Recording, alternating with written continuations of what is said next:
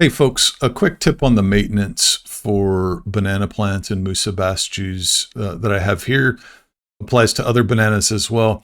When you have them wrapped like this and they start to pop out at the top, even if you don't have them wrapped, you might get growth that happens in the winter, especially when either you have a warmer winter or you're in a climate that doesn't really freeze very much.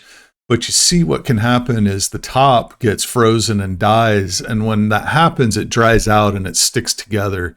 And it creates problems for new leaves trying to grow up. It'll create problems for the leaf that you have there as well. So one of the things that I do is every now and then I will come through and just cut the tops of these off with a pair of scissors. And that allows the leaves to grow better. And the new leaves that are coming up, it's going to make life a little bit easier for them. You're going to get better looking leaves as we transition from winter into spring. We're getting closer, everybody. Spring is going to be here in no time.